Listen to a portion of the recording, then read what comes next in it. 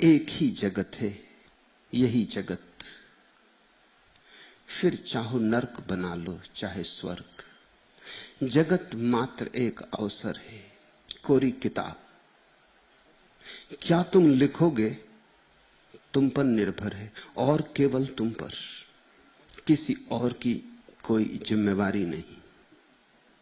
नरक में जीना हो नरक बना लो, स्वर्ग में जीना हो स्वर्ग बना लो। तुम्हारे हाथों का ही सारा निर्माण है, यहां सब मौजूद है।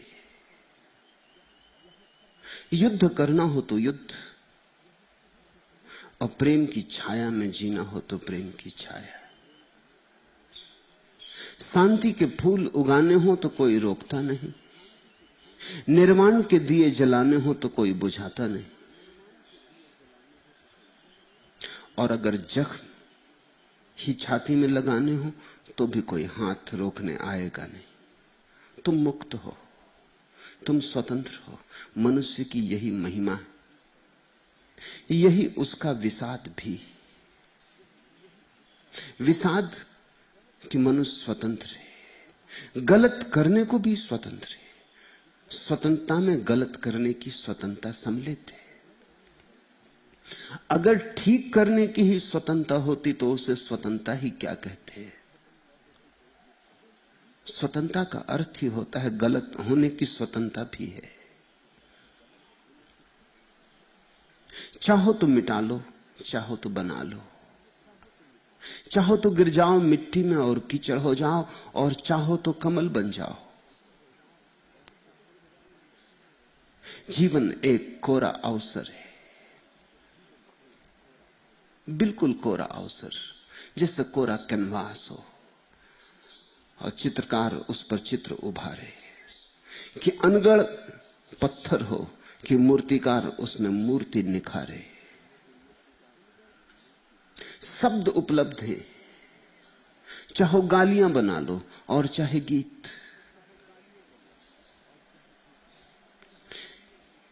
इस बात को जितने गहरे में उतर जाने तो हृदय में उतना अच्छा है। भूल के भी मत सोचना कि कोई तुम्हारे भाग्य का निर्माण कर रहा है। उस बात में बड़ा खतरा है, फिर आदमी अवश्य हो जाता है। फिर जो हो रहा है हो रहा है, फिर सहने के सिवाय कोई उपाय नहीं। फिर आदमी मिट्टी का लौंदा हो जाता है, उसके प्राण सूख जाते, उसमें जीवन की धार नहीं बहती। चुनौतियों को अंगीकार करने की सामर्थ्य खो जाती, और जहां चुनौतियों को अंगीकार करने की सामर्थ्य नहीं वहां आत्मा का जन्म नहीं। आत्मा जन्मती है चुनौतियों के स्वीकार करने से। तूफानों में पैदा होती है आत्मा, आंधियों अंधड़ों में पैदा होती है आत्मा। और बड़े से बड़ी आंधी यही है कि तुम अपनी स्वतंत्रता को स्वीकार कर लो। कठिन होगी बात, क्योंकि सारा दायित्व सिर पर आ जाएगा। अभी तो सोचने के लिए बहुत उपाय हैं कि क्या करें। किस्मत, भाग्य, कर्म, भगवान, क्या करें। अभी तो दूसरे पर टालने का उपाय है। लेकिन ये तुम्हारी तरकीब है और चालबाज तरकीब है। ये सिद्धांत तुम्हारे गढ़े हुए हैं और बेईमानी से भरे। इन सिद्धांतों की आड़ में तुमने अपने को खूब छिपा लिया, और पाया क्या छिपाने से? इतना ही पाया कि नरक बनाने की सुविधा मिल गई और स्वर्ग बनाने की क्षमता खो गई। उस मनुष्य के जीवन में धर्म की शुरुआत होती है जो इस पहले कदम को उठाता है, जो कहता है मैं निर्णायक हूं। नरक जाऊंगा तो मेरा निर्णय, जिम्मेवारी किसी पर थोपूंगा नहीं। तो इस बात को जानकर जाऊंगा कि मुझे नरक ही जाना है। कम से कम इतना तो आश्वासन रहेगा इतनी तो सांत्वना रहेगी, इतना तो संतोष रहेगा कि अपने ही निर्णय से जिया हूं। लेकिन अगर तुम्हें यह पक्का पता हो जाए कि नरक तुम अपने ही निर्णय से जाते हो, तो क्या तुम नरक जाना चाहोगे? कौन जाना चाहेगा? दुख को कोई निर्माण नहीं करना चाहता। इसलिए जैसे ही ये तीर तुम्हारे प्राणों में चुभ जाए कि मैं स्वतंत्र हूं, वैसे ही स्वर्ग का निर्माण शुरू हो जाता है। पृथ्वी यही है, स्थान यही है। यहीं कोई बुद्ध की तरह जी लेता है और यहीं कोई बुद्धुओं की तरह। यहीं कोई परम आनंद को उपलब्ध हो जाता है और समाधि की सुवास में नाचता है, और यहीं कोई सड़ता है। यहीं ठीक एक ही जगह है, लेकिन यहां उतनी ही दुनियाएं हो गई हैं जितने यहां लोग हैं।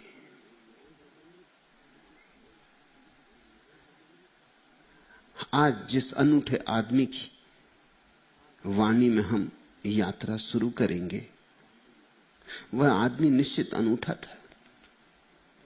कभी कभी ऐसे अनूठे आदमी होते, और उसके जीवन से जो पहला पाठ तुम्हें मिल सकता है वो यही है। रजब की जिंदगी बड़े अद्भुत ढंग से शुरू हुई। तुमने सोचा भी ना होगा कि ऐसी भी कहीं जिंदगी बदलती। ये भी कोई जिंदगी के बदलने का ढंग है। रजब मुसलमान थे, पठान थे। किसी युवती के प्रेम में थे। विवाह का दिन आ गया। बारात सजी, बारात चली। रजब घोड़े पर सवार, मोर बांधा हुआ सिर में, बाराती साथ हैं, बैंड बाजा है, इत्र का छिड़काव है, फूलों की मालाएं, और बीच बाजार में अपनी ससुराल के करीब पहुंचने को ही थे। 10-5 कदम और स्वागत के लिए तैयार थे ससुराल के लोग, और ये क्रांति घटी। घोड़े के पास एक अजीब सा फक्कड़ सा आदमी आके खड़ा हो गया, और उसने गौर से रज्जब को देखा। आंख से आंख मिली। वे 4 आंखें संयुक्त हो गई। उस क्षण में क्रांति घटी। वह आदमी रज्जब का होने वाला गुरु था, दादू दयाल। और जो कहा दादू दयाल ने, वे शब्द बड़े अद्भुत हैं। उन छोटे से शब्दों में सारी क्रांति छिपी। दादू दयाल ने भर आंख रज्जब की तरफ देखा, आंखें मिली, और दादू ने कहा, रज्जब तैं गज्जब किया। सिर पर बांधा मोर, आया था हरि भजन को, करे नरक को ठौर। बस इतनी सी बात। देर न लगी, रज्जब घोड़े से नीचे कूद पड़ा, मोर उतार के फेंक दिया, दादू के पैर पकड़ लिए और कहा कि चेता दिया, समय पर चेता दिया। और सदा के लिए दादू को हो गए। बारातियों ने बहुत समझाया, भीड़ इकट्ठी हो गई, सारा गांव इकट्ठा हो गया, ससुराल के लोग आ गए। पर रज्जब तो बस एक ही बात दोहराने लगा बार बार, रज्जब तैं गज्जब किया, सिर पर बांधा मोर, आया था हरि भजन को, करे नरक को ठौर। एक क्षण में ऐसी क्रांति संभव है? संभव है। क्रांति क्षण में ही होती है। जो कहते हैं समय लगाएंगे, वो तो केवल टालते हैं, स्थगित करते। जो कहते हैं कल, वो तो करना नहीं चाहते। कल की बात ही झूठों की बात है। जो होना है आज होना, अभी होना, यहां होना, अभी या कभी नहीं। रज्जब ने यह ना कहा यह भी कोई बात है, ये कोई समय है। विवाह को जाता हूं बड़ी आतुरता से, और ये कोई साधारण विवाह ना था, प्रेम विवाह था। ऐसी कोई माता पिता के द्वारा आयोजित जबरदस्ती लड़के को घोड़े पर नहीं बिठा दिया गया था। बड़ी मुश्किल से यह विवाह हो रहा था, बड़ी कठिनाई थी। ये प्रेम विवाह था, परिवार पक्ष में न थे। बड़ी जिद से रज्जब ने यह विवाह करने की ठानी थी, और ऐसे लौट पड़ा, फेंक दिया उतार के मोर। याद आ गई कोई, तीर चुभ गया, ये शब्द वाण हो गया। ये गुरु का आंख में आंख डाल के देख लेना, ये जरा सी सैन, ये जरा सा इशारा समझदार को इतना काफी है। सोचो जरा, कितनी आशाएं न बांधी होंगी रज्जब ने। अपनी प्रेयसी को मिलने जा रहा था, कितने सपने न देखे होंगे, क्या क्या मंसूबे, क्या क्या ताशों के महल,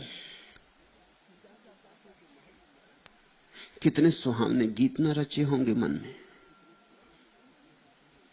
और एक क्षण में ऐसे झटके में सब तोड़ दिया, और एक फक्कड़ से आदमी के आंख में आंख डालने से यह बात हो गई।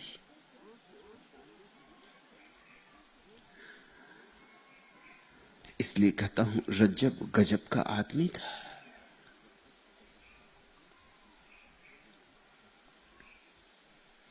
हुस्न यूसुफ से तुझको क्या निस्बत, तू जमाने में बेमिसाल हुआ। कोई मुकाबला नहीं रज्जब का। बहुत लोग संत हुए हैं, मगर ऐसी त्वरा,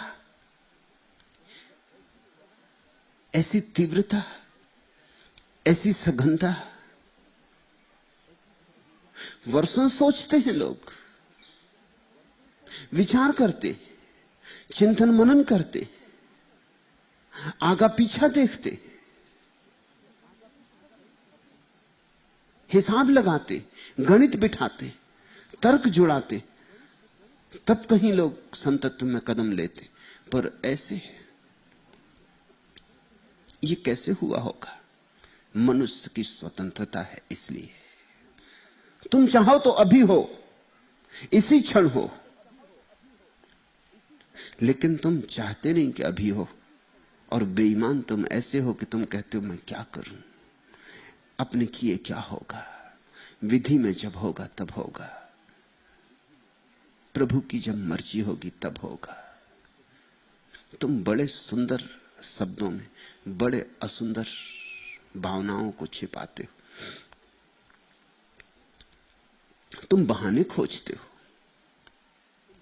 और बहाने ऐसे कि लगे धार्मिक हैं, बहाने ऐसे कि शास्त्रों का सहारा है उनको। शास्त्र भी तुम्हारे लिखे हुए, तुम जैसे ही बेईमानों के वहां भी हस्ताक्षर है।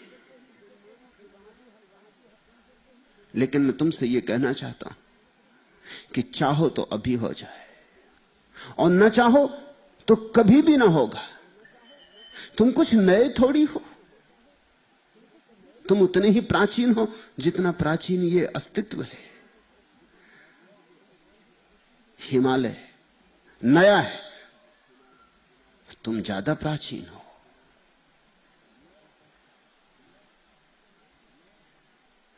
क्या हुआ होगा उस घड़ी में?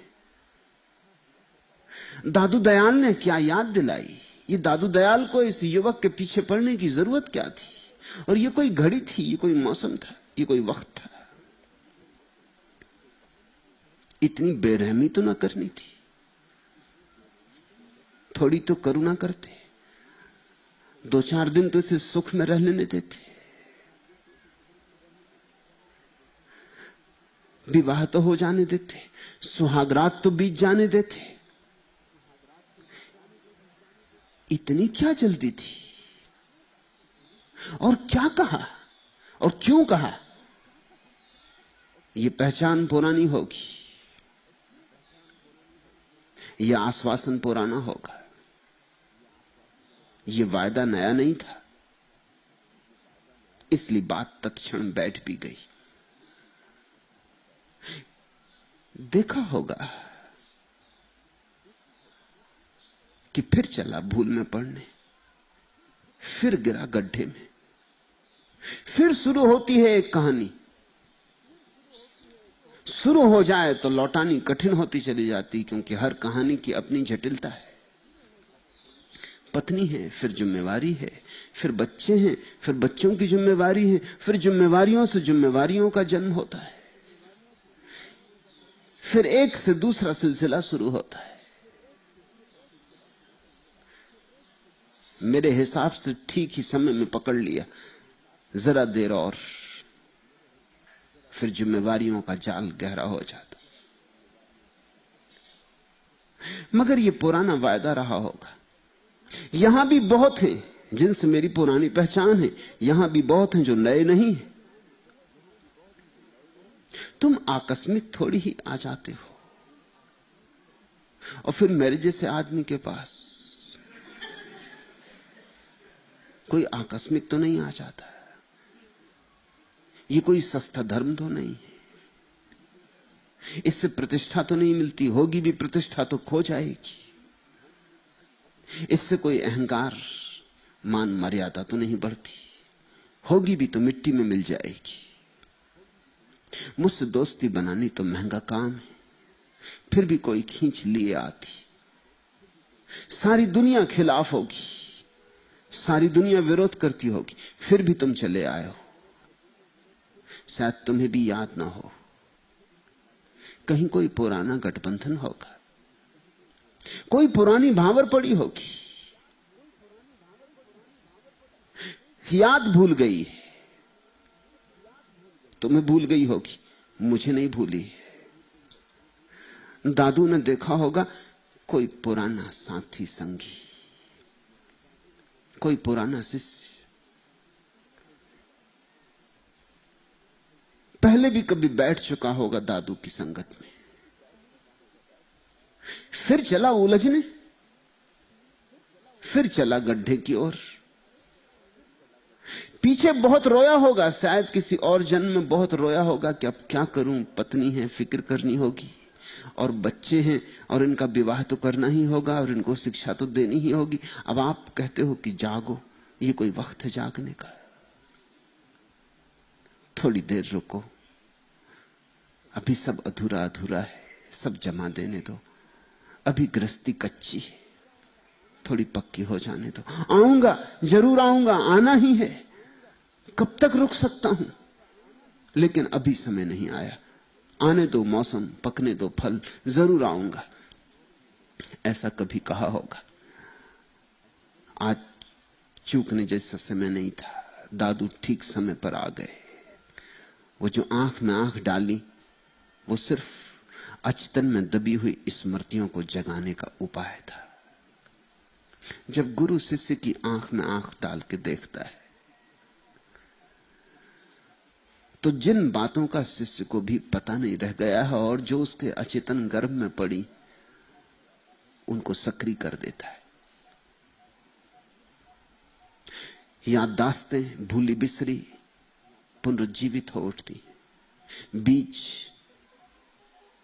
जो पड़े रह गए अंकुरित हो आते, आकांक्षाएं, अभिप्साएं जाग उठती हैं प्रबल वेग से। वो जो क्षण भर को दादू का रज्जब की आंखों में देखना है, उसी क्षण क्रांति हो गई। पहचान गया होगा रज्जब कि अब बचने का कोई उपाय नहीं, इस आदमी ने अब ठीक समय में पकड़ा। अब मैं ये नहीं कह सकता पत्नी है, बच्चे हैं, घर गृहस्थी है, कच्ची है, सब व्यवस्थित कर देने दो, जिम्मेवारी ली है उसे पूरा कर लेने दो। आऊंगा, जरूर आऊंगा। अब ये नहीं कह सकता अब इस आदमी ने ठीक समय पकड़ा है। ठीक ससुराल के द्वार पर पकड़ा है, गड्ढे के किनारे ही था, गिरने को ही था और पकड़ा है। रज्जब तय गजब किया। और बात भी बड़ी प्यारी कही कि तुमने भी खूब गजब किया। पहले मुझे धोखा देता रहा कि अभी ये उलझन, अभी ये उलझन, और अब ये तू अब ये कर रहा है जब कोई उलझन नहीं। अभी जबकि सब सुलझ सकता है, अभी जब तो मार्ग साफ है, अभी इधर मुड़ के उधर मुड़, अभी चौराहे पर खड़ा है, नरक की तरफ जा कि स्वर्ग की तरफ जा, माया में पड़ कि प्रभु को खोज ले। अब तू ये गजब कर रहा है, अपने हाथ से अपना आत्मघात कर रहा है। आया था हरि भजन को और मुझसे वायदे किए थे तूने कि अगली बार आऊंगा तो बस हरि भजन करना है और कुछ भी नहीं। और मैं तुमसे कहता हूं, तुमने भी बहुत बार इस तरह वायदे किए हैं कि अगली बार बस ये जीवन देख लिया बहुत, भोग लिया बहुत, बस हो गया बहुत, इतना काफी है। अगली बार अगर मौका मिल जाएगा तो अब तो हरि भजन करना है, अब तो उस प्राण प्यारे को खोजना है। मगर जैसे ही मर जाते हो स्मृति पे पर्दा पड़ जाता है। नया जन्म, भूल गए पुराना सब, फिर आबासा, फिर शुरुआत, फिर वही भूलें, फिर वही पुनरुक्ति। नया कुछ करने को यहां है भी नहीं। नया करोगे क्या? वही क्रोध है, वही काम है, वही लोभ है, वही माया, वही मोह, सब वही है। वही वर्तुल घूमता है, वही चाक है संसार का। सद्गुरु के महत्वपूर्ण कामों में एक काम है कि वो तुम्हें याद दिला दे कि जो तुम कर रहे हो पहले भी बहुत बार कर चुके हो, नया कुछ भी नहीं। इतने उत्तेजित मत हो उठो, इतने दीवाने मत हो जाओ।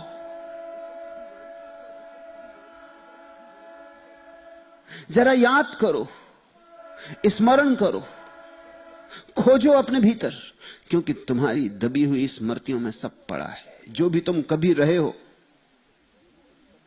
उस सब की याददाश्त तुम्हारे भीतर मौजूद है। जरा वहां अपने चेतना के प्रकाश को ले जाओ, जरा परतें उघाड़ो, जरा पर्दे हटाओ, और तुम भी पाओगे कि बहुत बार मरते वक्त तुम भी ये कह के गए थे कि अब की बार अगर आना हो तो हरि भजन करना। मगर वो मरते हुए आदमी की बात थी और जिंदा आदमी भूल जाता है। चलो ये तो पुरानी है, इसे छोड़ दो। जब तुम दुख में होते हो तब परमात्मा को याद कर लेते हो, जब सुख आ जाता भूल जाते हो। मौत आती याद कर लेते हो, जीवन मिल गया फिर भूल जाते हो। असफलता मिलती है तो मन में सन्यास का भाव उठने लगता है। सफलता मिलती तुम कहते हो अभी कोई वक्त है। ये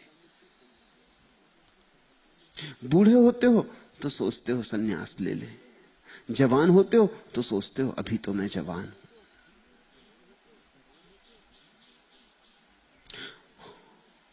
और मन के धोखे ऐसे कि बूढ़े से बूढ़ा आदमी दूसरे उसे बूढ़ा मानते हैं, वो थोड़ी अपने को बूढ़ा मानता। अमेरिका का एक करोड़पति 90 वर्ष की उम्र तक जिया। जब वो 90 वर्ष का हो गया, उसके मित्रों ने पूछा कि आप अब भी क्यों कमाए चले जाते? इतना तो है, बहुत है, और अब जिंदगी कितनी? अब कमाने की फिक्र, अब झंझट, अब भी दफ्तर जाने की जरूरत।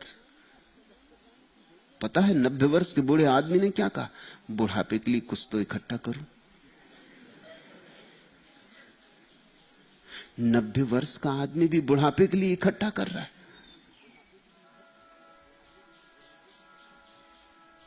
कोई मानता थोड़ी कि मैं बूढ़ा हूं। लोग कहते हैं हो गया होगा शरीर बूढ़ा, इससे क्या फर्क पड़ता है। जवानी तो मन की बात है, मन तो जवान है, शरीर से क्या फर्क पड़ता है। लोग इस तरह की बातें करके अपने को समझा लेते। दुख होता है तो सोचने लगते हैं, दुख गया कि भूल जाते हैं। ऐसा तुमने कितनी बार किया है? जब क्रोध में होते हो तो सोचा है कि क्रोध अब नहीं, जलाता है, दग्ध करता है, जहर है, लेकिन कितनी देर ये याद टिकती है, धुएं की लकीर की तरह कब मिट जाती पता नहीं चलता। फिर जरा सी बात और फिर वही आग, फिर वही क्रोध, फिर वही जहर। कितनी बार तुम काम के अनुभव में गए हो और कितनी बार पछताए हो, लेकिन फिर कोई वासना मन को पकड़ लेती और झकझोर जाती, और हर बार तुम ये कहते हो बस एक बार और, मगर वह एक बार चुकता नहीं।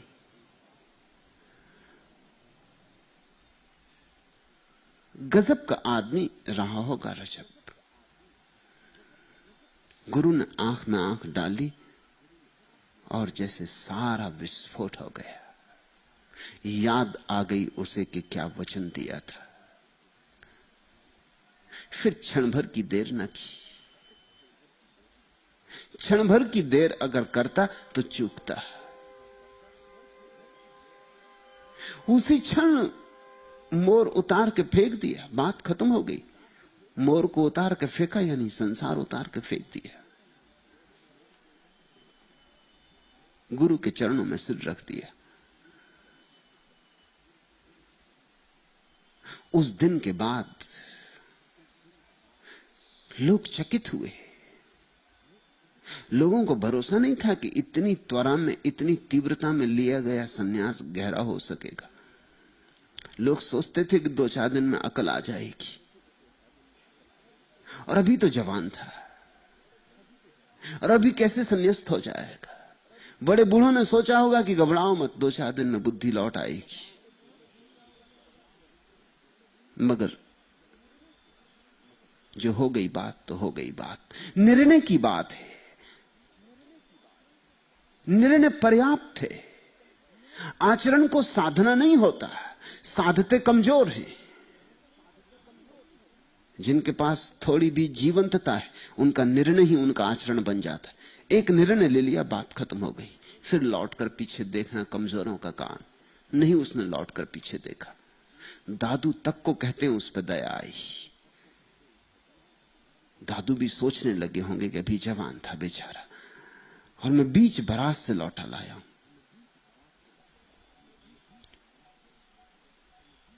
थोड़ा सुख ले लेने देता। ये मैंने क्या किया?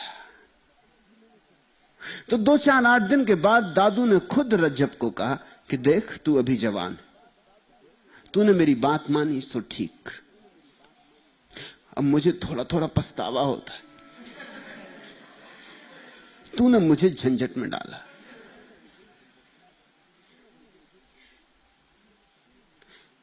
तू मुझे माफ कर, ये मेरी भूल थी जो मैं तुझे बीच बारात में रोका। शायद दादू दयाल ने भी सोचा नहीं था कि ये हो जाएगी बात। लोग ऐसे काहिल, ऐसे सुस्त, ऐसे कायर कि होती कहां ऐसी बात। दादू दयाल ने सोचा होगा डाल आऊंगा बीज, होते होते होगी, वर्षों लगेंगे, लेकिन बीज तो डाल आऊं।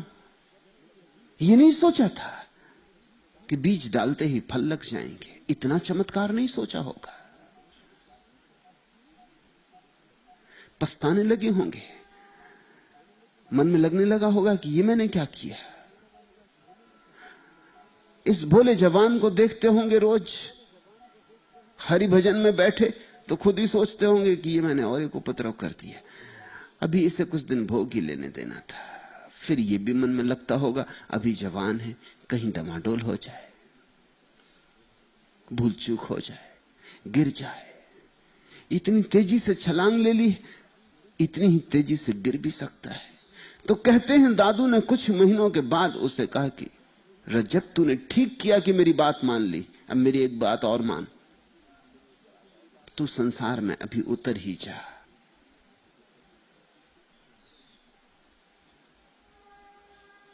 रज्जब ने जिस आंख से दादू की आंख में देखा तो दादू भी तिलमिला गए होंगे। फिर दोबारा वो बात नहीं उठाई। वो चमक, वो लपट, वो जलती हुई दो आंखें। कहते हैं रज्जब ने एक शब्द नहीं कहा, सिर्फ गुरु की आंख में देखा और सब कह दिया कि ये भी कोई बात है। और आपसे सुनूं ये बात, सारे लोग समझा रहे हैं, वो ठीक, वो ना समझें, उनको समझाने दो, मगर आपसे ये सुनूं बात, ये बात दोबारा उठाना ही मत। लेकिन ये कहा भी नहीं, बस उन आंखों की चमक ने कह दिया। छाया की तरह दादू दयाल के साथ रज्जब रहा, उनकी सेवा में लग गया। वे चरण उसके लिए सब कुछ हो गए, उन चरणों में उसने सब पा लिया। अद्भुत प्रेमी था रज्जब। जब दादू दयाल अंतर्धान हो गए, जब उन्होंने शरीर छोड़ा, तो तुम चकित होगे। शिष्य हो तो ऐसा हो।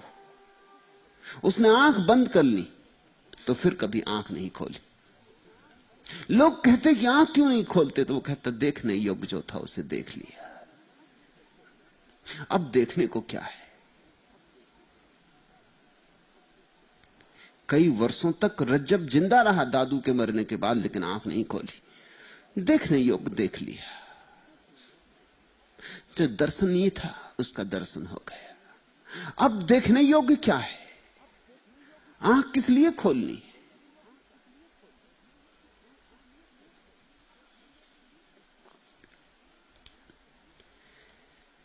ऐसा यह अद्भुत व्यक्ति, इसके वचनों को बहुत प्रेम और सहानुभूति से समझना। ये वचन किसी सिद्धांतवादी के वचन नहीं, क्रांति से गुजरी हुई एक चेतना से बही अमृत की धार है। ये वचन वचन ही नहीं है, ये तीर है। और अगर तुम राजी हो तो ये तुम्हें छेदेंगे, ये तुम्हें भी रूपांतरित कर सकते। रज्जब जैसे लोगों के वचनों की छाया में बैठना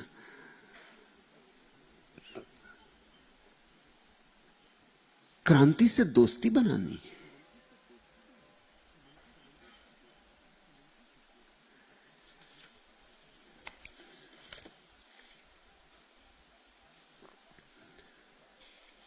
इसके पहले की सूत्र में हम उतरे, कुछ और बातें इस अपूर्व घटना के संबंध में समझ लेनी चाहिए। क्योंकि यह घटना सिर्फ रज्जब और दादू के बीच घटी ऐसा नहीं है, यह शिष्य और गुरु के बीच घटने वाली अनिवार्य घटना है। ढंग अलग अलग होते होंगे, रूप रंग अलग होते होंगे, तर्ज तरन्नम अलग होता होगा, लेकिन यह घटना अनिवार्य घटना है। इसके बिना गुरु और शिष्य का संबंध निर्मित नहीं होता।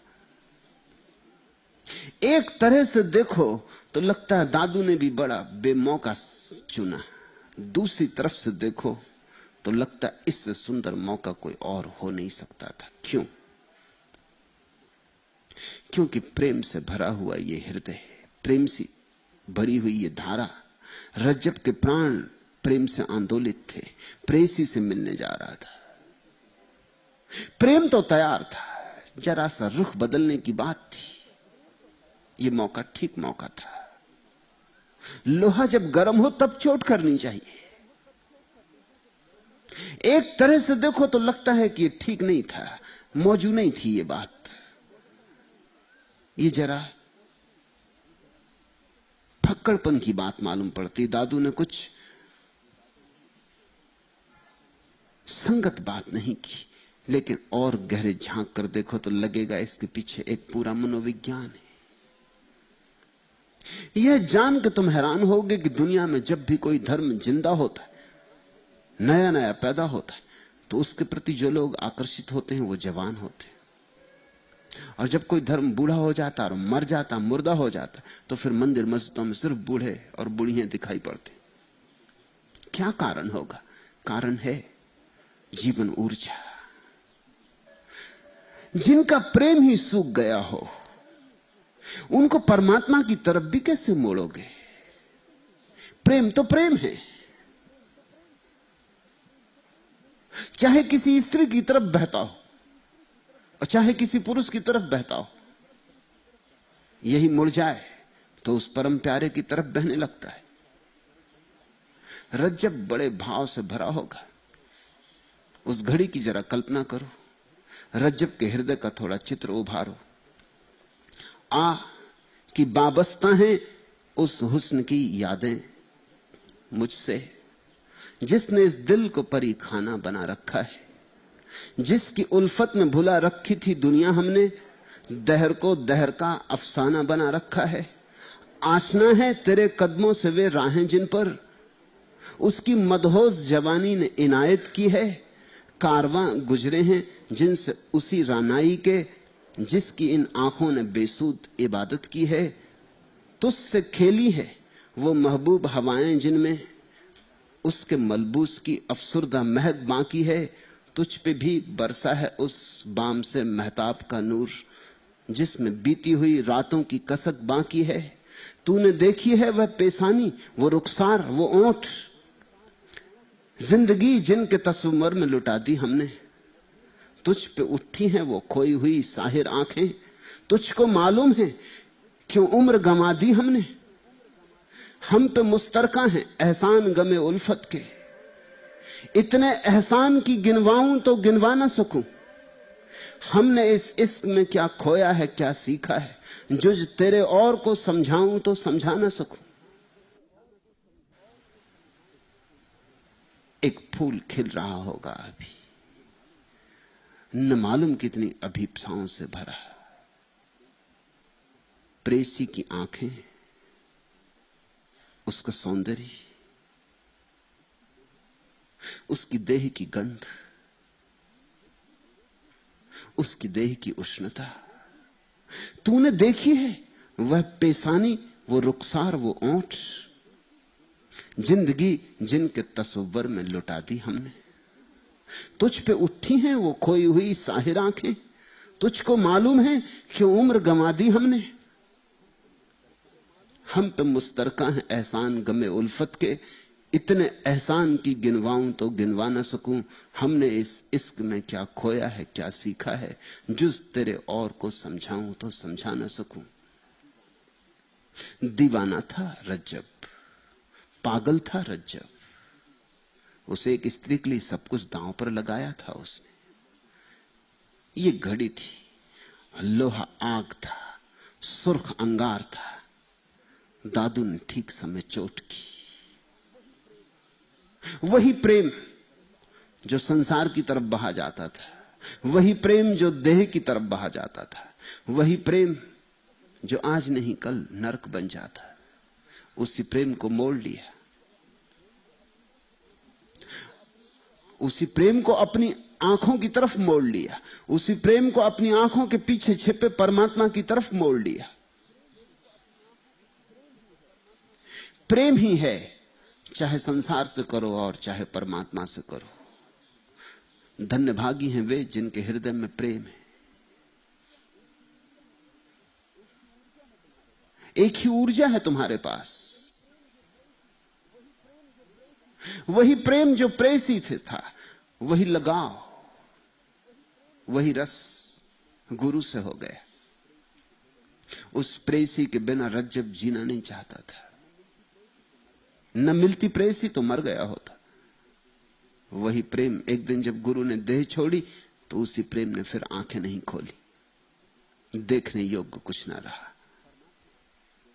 परमात्मा जैसा आदमी देख लिया था, अब और देखने योग्य क्या हो सकता था। आखिरी कमल देख लिया था, अब घास पात को क्या देखना था। यह प्रेमी की ही क्रांति है। इसलिए मैं तुम्हें याद दिलाऊं प्रेम को मार मत डालना। और तुमसे जिन लोगों ने कहा है प्रेम को नष्ट कर दो, वे तुम्हारे दुश्मन हैं। उन्होंने तुम्हारे जीवन को मरुस्थल कर दिया है। प्रेम को मारना नहीं है, प्रेम का दिशा रूपांतरण करना है, प्रेम की यात्रा बदलनी है। प्रेम एक तरफ जा रहा है, उसे तीर्थ की तरफ ले जाना है। प्रेम को तीर्थ यात्रा बनानी। भक्ति के मार्ग का इतना ही अर्थ है। और ये सारे वचन भक्ति के वचन हैं। रज्जब अद्भुत प्रेमी है। एक लपट में यात्रा बदल गई प्रेम की। तूफान रहा होगा प्रेम का, बड़ी भयंकर ऊर्जा रही होगी प्रेम की। गया होता तो बड़ा नरक निर्मित किया होता, निश्चित है। संसार में उतरा होता तो बड़ा फैलाव किया होता, बड़ा पसार किया होता, बड़ा पसारी बना होता। नहीं गया संसार में तो परमात्मा में उतरा और खूब गहरा उतरा। रज्जब के गीतों में उसी प्रेम की गंध बार बार तुम्हें मिलेगी। सूत्र, राम राय महा कठिन यह माया, जिन मोही सकल जग खाया। राम से बात कर रहे हैं। राम राय महा कठिन यह माया। भक्त की बात तो भगवान से है, उसकी गुफ्तगू भगवान से है। आदमी से भी बोलता है तो भी बस निमित्त, बोलता भगवान से ही है। क्योंकि भक्त को भगवान के अतिरिक्त और कोई दिखाई ही नहीं पड़ता। अब यह हो सकता है कि रज्जब ने यह गीत अपने शिष्यों, अपने सत्संगियों के सामने कहा हो, राम राय महा कठिन यह माया, लेकिन कहा राम को ही है। कहा है तुम्हारे भीतर छिपे राम को कि हे राजा राम, ये माया बड़ी कठिन है। माया का क्या अर्थ होता है? माया का अर्थ होता है जो नहीं है, जो वस्तुता नहीं है, पर ऐसी प्रतीति होती है कि है। सपना, रात तुम देखते हो, सुबह जाग के पाते हो नहीं, मगर जब देखा था तब था, और ऐसा लगता था खूब है। डर भी गए थे सपने में, आह्लादित भी हो गए थे सपने में। धन पा लिया था तो छाती से लगा लिया था, डाकुओं ने हमला कर दिया था तो रो लिए थे, तड़फ लिए थे, सब हो गया था। तुम्हारे सपने में सारा संसार तो हो जाता है, फिर भी तुम्हें एक बात ख्याल नहीं आती कि जब संसार सारा का सारा सपने में हो जाता है तो कहीं ऐसा ना हो कि सारा का सारा संसार सपना ही हो। ऐसा क्या है संसार में जो तुम्हारे सपने में नहीं होता? तुमने ऐसी कोई चीज देखी है संसार में जो सपने में नहीं होती या नहीं हो सकती, या ऐसी कोई अनिवार्यता है कि सपने में न हो सके? जब सब कुछ सपने में हो सकता है जो बाहर हो रहा है, तो कभी तो जाग के सोचो, कभी तो इस पे विचार करो, कहीं ये भी खुली आंख का सपना ना हो। फिर रात तुम इस सपने को भूल जाते हो। तुम भिखारी हो, रात तुम भूल जाते हो कि तुम भिखारी हो और वृक्ष के नीचे सोए हो। रात तुम सपना देखते हो कि सम्राट हो, सोने के महल हैं तुम्हारे, और दिन भर वर्षों वर्षों की याददाश्त कि मैं भिखारी हूं ऐसे बह गई जैसे पानी पर लिखी लकीर। जरा भी याद नहीं आती, जरा भी ख्याल नहीं आता कि पागल तू ये क्या सोच रहा है, कहां के सोने के महल? सड़क के किनारे सोया है और वो आ रहा है सिपाही, अभी उठाएगा बीच रात में और भगाएगा यहां से। तू कहां के सपने देख रहा है? और कितने दिन से तुम भिखमंगे हो सकता है 50 साल से तुम भिखमंगे हो, लेकिन 50 साल का निरंतर का अनुभव इतना काफी नहीं है कि एक सपने को तोड़ दे। नहीं, नहीं काफी है। क्या मूल्य होगा इस सच्चाई का जो 50 साल की सच्चाई और एक क्षण भर में उठे हुए सपने की तरंग को भी नहीं तोड़ पाती। सपने से ज्यादा नहीं हो सकती। इस सच्चाई का कोई मूल्य नहीं है। यह भी एक और तरह का सपना है बस। और भी तुमने एक बात ख्याल की कि जब तुम सुबह जागते हो तो रात का सपना तो थोड़ा थोड़ा याद भी रह जाता है कभी कभी, लेकिन दिन का सपना जब तुम रात सोते हो तो बिल्कुल याद नहीं रहता। इसका क्या अर्थ होगा? इसका अर्थ होगा कि दिन का सपना रात के सपने से भी कमजोर सपना है। ये तो सीधे गणित की बात है। रात का सपना याद रह जाता है कभी कभी, थोड़ा बहुत सरकता याद रह जाता, धुंधला धुंधला सा। लेकिन दिन के सपने तो रात में धुंधले भी याद नहीं रहते। जरूर रात के सपने की लकीर ज्यादा गहरी है, थोड़े दिन में भी प्रवेश करती, मगर दिन का सपना बिल्कुल झूठा मालूम पड़ता है, रात में जरा भी प्रवेश नहीं करता। माया का अर्थ है स्वप्न, जो है नहीं पर प्रतीत होता है कि है। और चूंकि प्रतीत होता है तुम सब कुछ उस पर दांव लगा देते हो, और सब कुछ दांव पे लगा के गंवा देते हो, क्योंकि वहां कुछ है नहीं, मिलने को कुछ भी नहीं है। दांव कितना ही लगाओ, जिंदगी में पाओगे क्या? एक दिन जब मरोगे तो तुम्हारे हाथ खाली होंगे, पछतावे के सिवाय तुम्हारी आत्मा में और कुछ भी ना होगा। जरा सोचो। और ऐसा नहीं कि जिंदगी तुमने ऐसी ही गंवाई थी, तुमने बड़ी कमाई की थी, तुमने पद पाया, प्रतिष्ठा पाई, यश पाया, नाम कमाया, धन कमाया, यह वह, बड़े मकान बनाए, महल बनाए, और मरते वक्त जरा सोचो, कल्पना करो कि मौत आ गई। अब तुम्हारे हाथ में क्या है? सब कमाई गमाई हो गई, सब महल सपने जैसे खो गए। रात सो जाते हो तभी तुम्हें दिन के महलों की याद नहीं रह जाती। जरा मौत की नींद की तो कुछ ख्याल करो। जब मौत की गहरी नींद आएगी सब सपाट हो जाएगा। फिर न तो पत्नी की है याद, न पति की, न बेटे की, न यश न अपयश, सब पड़ा धरा रह गया। इस स्थिति का नाम माया है। रज्जब कहते राम राय, हे राजा राम, महा कठिन यह माया है, तो झूठी पर बड़ी जटिल, बड़ी लुहावनी, बड़ी मनभावनी, खींच खींच लेती, भूल भूल जाते। तुमने कभी देखा? फिल्म देखने गए हो, जानते हो अच्छी तरह भली भांति कि पर्दे पे कुछ भी नहीं है, फिर भी भूल भूल जाते हो। लोगों की आंखें गीली हो आती, आंसू गिरने लगते, संकोच आता है, जल्दी से अंधेरे में आंसू पोंछ लेते हैं अपने रुमाल से। ख्याल भी आ जाता है कि मैं ये क्या कर रहा हूं, किस बात के लिए रो रहा हूं। वहां कुछ भी नहीं है पर्दे पर, सिर्फ धूप छांव का खेल है। मगर इससे कुछ फर्क नहीं पड़ता। थोड़ी देर में फिर तुम भूल गए, फिर लीन हो गए, फिर मानने लगे वो जो पर्दे पर है उसको सच। एक देहात में फिल्म आई, पहली ही फिल्म थी।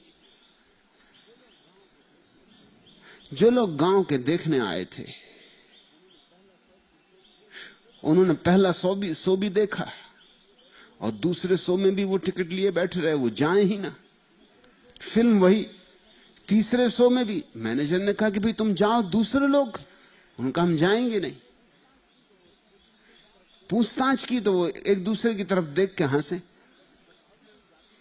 अगर उनका कुछ बताओ भी, तुम जाते क्यों नहीं? फिल्म तुम देख चुके 2 बार, फिर दूसरे लोगों को भी देखना, पूरा गांव देखने को उत्सुक है, तुम हटते ही नहीं। वो कहते हैं आप पैसा ले लो, हम जाते नहीं यहां से। तब एक आदमी ने बताया कि अब आप नहीं मानते तो हम बता देते। फिल्म में एक दृश्य आता है, एक तालाब है और उस पर एक सुंदरी स्त्री अपने कपड़े उतार के स्नान करने उतर रही। उसने करीब करीब सारे कपड़े उतार दिए, बस आखिरी कपड़ा उतारने को है, तभी एक रेलगाड़ी गुजर जाती और उसकी आड़ में वो सब मामला खड़ा हो जाता। तब तक वो स्त्री तालाब में उतर के तैरने लगी। तो उसने कहा हम बैठे हैं कि कभी तो रेलगाड़ी लेट होगी, आज नहीं कल, कल नहीं परसों, कोई रोज ही टाइम पे तो आने वाली नहीं। कभी ना कभी तो। इसलिए गांव का कोई आदमी जाने वाला नहीं है जो यहां अंदर बैठे,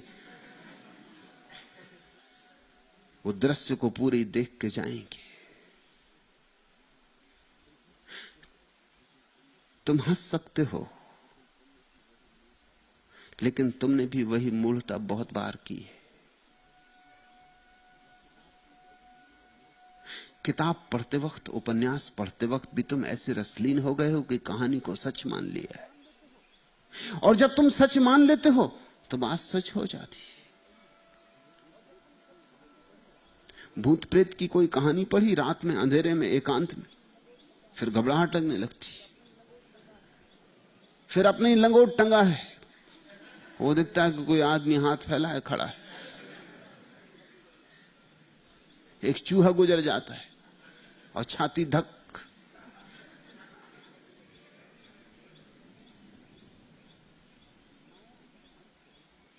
माया का अर्थ होता है कल्पना को सच मान लेने की वृत्ति, और मनुष्य में बड़ी गहनता में कल्पना को सच मान लेने की वृत्ति। और अगर तुम कल्पना को सच मान लो तो सच तुम्हारे लिए तो हो गई। उस झूठे सच के पीछे तुम अपना जीवन गंवा दोगे।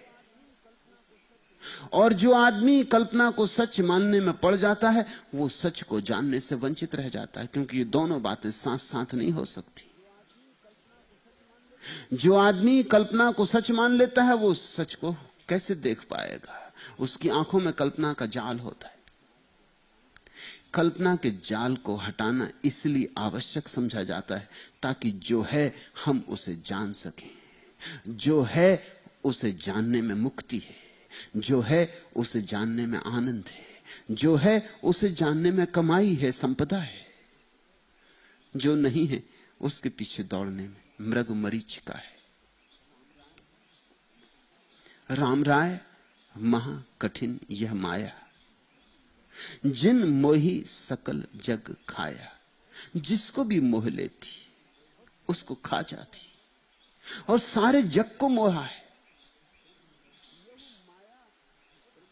यहु माया ब्रह्म सा मोहया, ब्रह्मा सा मोहया, शंकर सा अटकाया।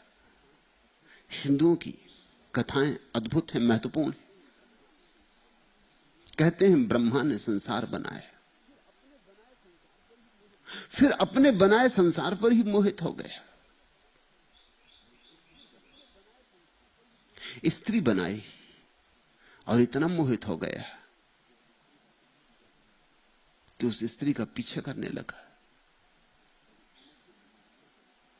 बड़ी अनैतिक बात हो गई, क्योंकि बनाने वाले का तो अर्थ होता है वह पिता था। पिता बेटी पर मोहित हो गया। मगर हिंदुओं की कहानियों में सच्चाई है। सच्चाई यही है। इसकी फिक्र नहीं की है हिंदुओं ने कि किसी की नैतिक मान्यता को धक्का लगेगा या किसी की नैतिक मान्यता को बड़ी पीड़ा हो जाएगी। सच्चाई यही है कि ब्रह्मा भी खुद ही बनाया था जाल को और उसमें मोहित हो गया। एक पश्चिम का बहुत बड़ा चित्रकार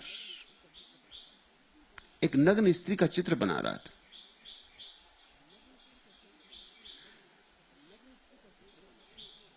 अब नग्न स्त्री का चित्र बनाओ तो एक कठिनाई होती। उसका एक शिष्य देख रहा था ये सब, उसे ये कठिनाई ख्याल में आ रही थी। उसने पूछा अपने गुरु को कि आप ये चित्र बनाते हैं नग्न स्त्री का, समझेंगे कैसे कि कब पूरा हो गया? कपड़े पहने हो तो समझो कि कपड़े पहना दिए पूरा हो गया, गहने सब लटका दिए पूरा हो गया, मगर भी नंगी स्त्री, इसको समझेंगे कैसे कि चित्र पूरा हो गया? कब समझेंगे पूरा हो गया? उसने कहा उसकी एक तरकीब है। जब मुझे ऐसा मन होने लगता है कि चोटी ले लूं, तब समझता हूं कि पूरा हो गया। अपने ही बनाया चित्र, कैनवास पे कुछ है नहीं, लेकिन गुरु कह रहा है कि जब मुझे ऐसा मन होने लगता है कि चोटी ले लूं, तब मैं समझता हूं कि बस अब काफी, चित्र पूरा हो गया। जब मैं खुद भी धोखा खाने लगता हूं, तब चित्र पूरा हो गया। ब्रह्मा का अपने ही द्वारा निर्मित स्त्री पर मोहित हो जाना चित्र के पूरे होने की कहानी है। ब्रह्मा ने तो स्वयं बनाया था, उसे तो याद रहनी चाहिए थी, वह भी भूल गया। अगर तुम ठीक से समझो तो तुम भी ब्रह्मा हो, और तुम जो बना रहे हो अपने दुनिया आसपास, वो भी तुम्हारी बनाई हुई है और तुम भी भूल गए हो। यह उस कहानी का राज है। तुम कहते हो मैं स्त्री पर मोहित हो गया हूं, इस स्त्री पर क्योंकि ये सुंदर है। तुम गलत कहते हो। तुम मोहित हो गए इसलिए वो सुंदर मालूम होती, क्योंकि वो और किसी को सुंदर नहीं मालूम हो रही, वो तुम्ही को सुंदर मालूम हो रही। अगर सुंदर होती तो सभी उस पर मोहित हो जाते। और तुमने कभी देखा या नहीं, अक्सर लोग हंसते हैं तुम पर, कह रहे तुम इस स्त्री के पीछे क्यों पड़े हो, या इस पुरुष के पीछे ये स्त्री क्यों पड़ी, इस पुरुष में इसे क्या दिखाई पड़ता है। तुम भी हंसे हो बहुत बार कि आदमी पागल है, मगर उस पागल से पूछो, वो कहता है ऐसा अनूठा सौंदर्य कहीं है ही नहीं। और उससे पूछो कि तुम इसके मोह में क्यों पड़े हो, तो वो तर्क देता है क्योंकि ये सुंदर है। बात बिल्कुल उल्टी है, मोह में पड़ गया है इसलिए सुंदर का जन्म हुआ है। मोह का परिणाम है सौंदर्य, मोह का कारण नहीं है। मोह की उत्पत्ति है सौंदर्य। तुम जिस चीज के मोह में पड़ जाते हो वही सुंदर मालूम होने लगती। इसलिए तो अपनी मां किसी को भी असुंदर नहीं मालूम होती। कैसे मालूम होगी? पहले दिन से ही मोह शुरू हो गया।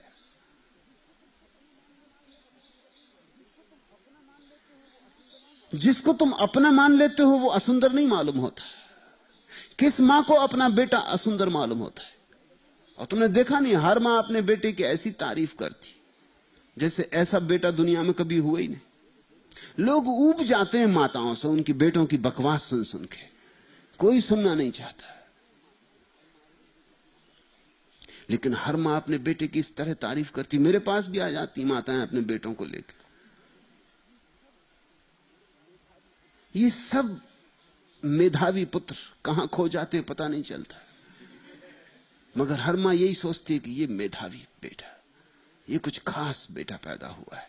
ये तुम्हारा मोह है, तुम्हारे मोह के कारण ये खास दिखाई पड़ रहा। खास के कारण मोह नहीं है। तुम जिस चीज के प्रति लगाव बना लोगे, लगावों की भी फैशन बदलती है।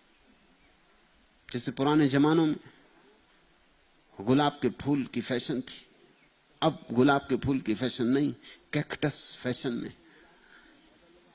तो घर में अगर तुम गुलाब का पौधा लगाओ तो लोग समझते हैं करे पुराणपंथी दकियानुसी, कहां गुलाब लगाए बैठे हो, कुछ होश है? 20वीं सदी में रह रहे हो। कैक्टस लगाओ। कैक्टस पहले भी लोग लगाते थे खेत इत्यादि पर बागोड़ लगाने के लिए कि कोई जंगली जानवर ना घुस जाए। घर में कौन लाता था कैक्टस को? और किसने कब देखा था कि कैक्टस में सौंदर्य है? मगर अब है। अब कैक्टस को लोग लगाते हैं और बड़े प्रेम से, बड़े भाव विभोर होकर देखते हैं। एक एक कांटे में अपूर्व सौंदर्य का अनुभव करते हैं। कैक्टस पर कविताएं लिखी जाती हैं, कैक्टस के चित्र बनाए जाते हैं। कैक्टस शब्द सुनते ही अनेक लोगों के हृदय में मिश्री घुलने लगती। गुलाब, लगता कोई पुराणपंथी, कोई रूढ़िवादी आ गए। गुलाब कहां की बात कर रहे हो? किस जमाने से आ रहे हो? बाबा आदम के जमाने की कोई सज्जन आ गए। अभी इनको पता ही नहीं कि गुलाब का जमाना जा चुका, लद चुका। अब कैक्टस का जमाना है।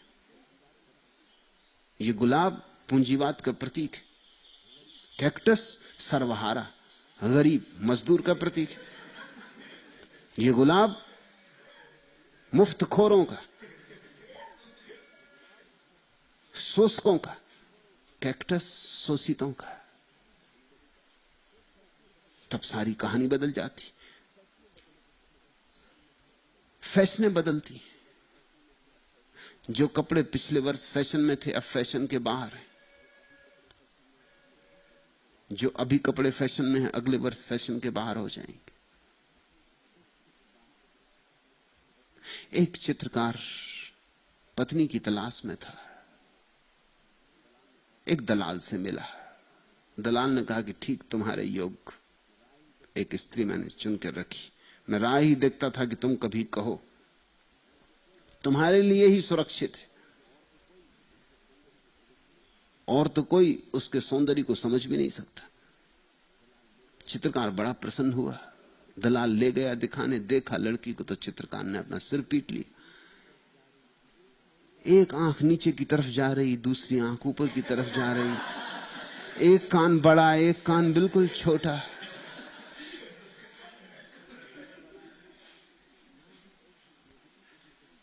नाक ऐसी बेहुदी को उसने कभी देखी नहीं।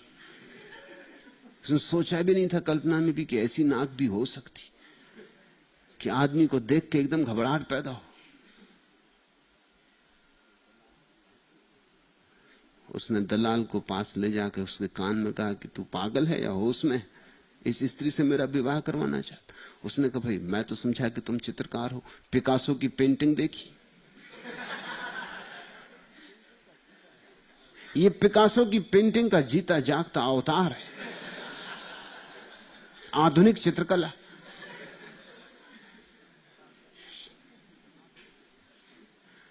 फैशन बदलते, समय बदलता है, लोग नई नई चीजों में रस लेने लगते हैं तो वे चीजें सुंदर मालूम होने लगती। तुम अपने आसपास एक जगत निर्माण करते हो, ब्रह्मा ने ही किया था ऐसा मत सोचना। तुम भी ब्रह्मा हो और तुम भी अपने आसपास एक माया का, मोह का, सौंदर्य का, लगाव का, आसक्ति का एक जगत निर्मित करते हो। तुम उसी जगत में रहते हो। इसलिए तो दो व्यक्ति जब आसपास आते हैं तो टकराहट होती, क्योंकि दो अलग जगत एक दूसरे से टकराहट लेने लगते।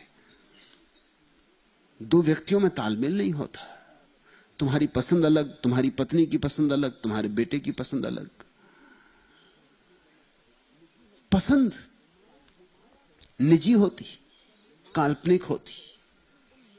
माया का अर्थ है तुम निर्मित कर लेते हो एक कल्पना का जाल और फिर तुम उस कल्पना के जाल में ग्रसित हो जाते हो। जिन मोही सकल जग खाया, यहु माया ब्रह्म सा मोहा, शंकर सा अटकाया, महाबली सिद्ध साधक मारे, छिन में मान गिराया, यहु माया सठ दर्शन खाए, बातन जग बौराया।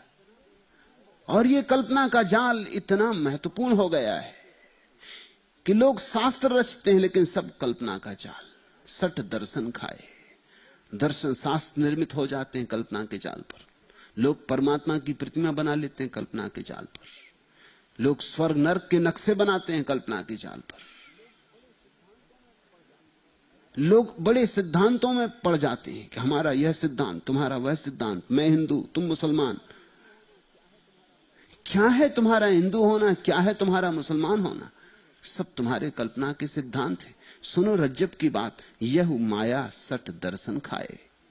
ये माया बड़े बड़े दार्शनिकों को खा गई, 6 दर्शन खा गई, बातनी जग बौराया। और इस माया के कारण बात ही बात में सारे लोग पागल हुए जा रहे हैं। बेबात की बात। शब्दों में ही माया छिपी है। इसलिए जब तक कोई शून्य होने की कला नहीं सीखता, तब तक माया के बाहर नहीं जा पाता है। जब तक कोई इतना शांत होना नहीं जान लेता जहां सारे शब्द और विचार समाप्त हो जाएं, जब तक ध्यान का दिया नहीं जलता, तब तक कोई माया के बाहर नहीं जाता है। छलबल सहित चतुर्जन चक्रित, और तुम्हारे तथाकथित चतुर्जन, जिनको तुम कहते हो बड़े बुद्धिमान, वे भी इसके चकमे में। कुछ फर्क नहीं पड़ता, बुद्धू हो कि बुद्धिमान, कोई भेद नहीं पड़ता। छलबल सहित चतुर्जन चक्रित, जिनसे हम आशा करते हैं ये धोखा ना खाएंगे, वो भी धोखा खा जाते। क्योंकि धोखा खाने का सूत्र भीतर छिपा है। धोखा खाने का सूत्र है तुम्हारे मन की सपने देखने की क्षमता। जब तक तुम्हारा मन सपने पैदा करेगा, तब तक तुम धोखा खाते ही रहोगे। जिस दिन तुम्हारा मन सपने पैदा नहीं करता, निर्विचार शून्य में रम जाता है, उस दिन तुम धोखे के बाहर होते हो। छलबल सहित चतुर्जन चक्र तिनका कछु न बसाया। बड़े से बड़े बुद्धिमानों का कोई बस नहीं चलता, क्योंकि बुद्धिमानी का यहां कोई संबंध नहीं। मारे बहुत नाम सु न्यारे, जिन यासु मन लाया। जिसने भी माया की तरफ मुख किया और जिसने भी परमात्मा की तरफ पीठ की, वो सब मारे गए। उन्हें मृत्यु के सिवाय और कुछ भी ना मिला। जीवन के नाम पर उन्होंने केवल मृत्यु ही इकट्ठी की। बार बार मरे, जिए कभी नहीं। जन्मे और मरे, जिए कभी नहीं। मारे बहुत नाम सु न्यारे, जिन यासु मन लाया। जो परमात्मा से विमुख है, जो उसके नाम से अभी तक नहीं भरे, जो सत नाम से नहीं प्रज्वलित हुए, जिनके भीतर हरिनाम नहीं गूंजा। और हरिनाम के गूंजने का मतलब समझ लेना, उसका मतलब ये नहीं होता कि बैठे हैं और हरि राम हरि राम हरि राम कर रहे हैं, कि राम राम राम राम राम राम कर रहे हैं। उसका मतलब होता है जहां सब शब्द शांत हो गए और जगत की वास्तविक ध्वनि तरंग ओंकार पैदा हुआ। तुम्हारे द्वारा दोहराया गया ओंकार असली ओंकार नहीं है। जब तुम्हारा मन बिल्कुल ही शून्य होता है, तब उस शून्य में एक ध्वनि सुनी जाती है, वही ध्वनि ओंकार है। तुम दोहराने वाले नहीं होते, तुम सुनने वाले होते हो। तुम उसे पैदा नहीं करते, वह ध्वनि व्याप्त है। यह जगत उसी ध्वनि से निर्मित है। वह नाद इस जगत के प्राणों में छिपा है। मारे बहुत नाम सु न्यारे, तो जो भी उस परमात्मा के नाम से विमुख हैं, वे सिर्फ मारे जाते हैं, जीते नहीं। तुम जरा अपनी जिंदगी पर सोच विचार करो, थोड़ा विश्लेषण करो। तुम जी रहे हो या सिर्फ मर रहे हो? तुम जिसको जन्मदिन कहते हो, वो जन्मदिन है या मौत और करीब आ गई, 1 साल और करीब आ गई? जीने के नाम पर तुम्हें मिला क्या है? जीवन का जरा सा भी स्वाद नहीं मिला। जीवन का ही स्वाद मिल जाए तो अमृत मिल गया। जीवन के स्वाद का नाम ही तो परमात्मा है। मारे बहुत नाम सुन्यारे, जिन यासु मन लाया। रज्जब मुक्त भय मायाते, जे गही राम छोड़ाया। लेकिन जिन्होंने भी राम को गह लिया, जिन्होंने भी माया से अपनी आंख हटा ली और राम पर आंख जमा ली, केवल वे ही रज्जब मुक्त भय मायाते, जे गही राम छोड़ाया। जिन्होंने राम का हाथ पकड़ा, राम ने उन्हें छोड़ा लिया। राम ही छोड़ाता है। मुक्ति प्रसाद है, तुम्हारे प्रयास से नहीं होती, उसके प्रसाद से होती, उसके अनुकंपा से होती। वह रहीम है, वह रहमान है, उसकी अनुकंपा से होती। लेकिन उसकी अनुकंपा किनको मिलती? ऐसा मत सोचना कि उसकी अनुकंपा में भेद है। भेद होगा तो अनुकंपा ना रही। उसकी अनुकंपा सभी पर बरसती, लेकिन जो उसकी तरफ पीठ किए वो वंचित रह जाते हैं, अपने कारण वंचित रह जाते हैं। ऐसा ही समझो कि वर्षा हो रही है और तुमने अपना घड़ा उल्टा रखा हुआ है। वर्षा होती रहेगी और घड़ा उल्टा रहेगा और नहीं भरेगा। घड़े को सीधा करो, राम की तरफ उन्मुख हो। वही घटना रज्जब में घटी। जब दादू ने रज्जब की आंखों में देखा, जाते थे एक तरफ को, क्रांति हो गई, मुड़ गए, उतर पड़े घोड़े से। घोड़े से क्या उतरे, संसार से उतर गए। घोड़ा संसार का प्रतीक है, इसलिए विवाह में उसका उपयोग किया जाता है। वो जो घोड़े पे चढ़ा देते हैं आदमी को, चढ़ा दिया संसार पर। वो जो मोर मुकुट बांध देते, बना दिया एक दिन के लिए राजा। सब झूठा है, कहते हैं दूल्हा राजा, कुछ राज इत्यादि नहीं है। बिना राज्य के राजा हो, मगर एक दिन के लिए रौनक आ गई। चले बराती, वो सब तुम्हें ये भ्रम दे रहे हैं कि तुम कुछ विशिष्ट हो। घोड़े पे तुम बैठे हो, बाकी सब पैदल चल रहे हैं। छुरी इत्यादि लटका दी, हालांकि उससे सब्जी भी नहीं कट सकती, वो किसी काम की नहीं है छुरी, मगर प्रतीक के तुम राजा बना दिए। वेश इत्यादि पहना दिया है, बैंड बाजे बज रहे हैं। तुम्हें एक भ्रांति दी जा रही कि तुम राजा हो, अश्व पर सवार। वो जो उतर पड़ा रज्जब और एक क्षण में घोड़े से नीचे हो गया, वो संसार से नीचे उतर पड़ा। उसने प्रतीक तोड़ दिए। उसी क्षण उसने मोर उतार के फेंक दिया। उसे बात दिखाई पड़ गई कि यहां की बादशाहत झूठी बादशाहत है, ये मोर इत्यादि सब बकवास है। वो असली बादशाहत की खोज में झुक गया गुरु के चरणों में।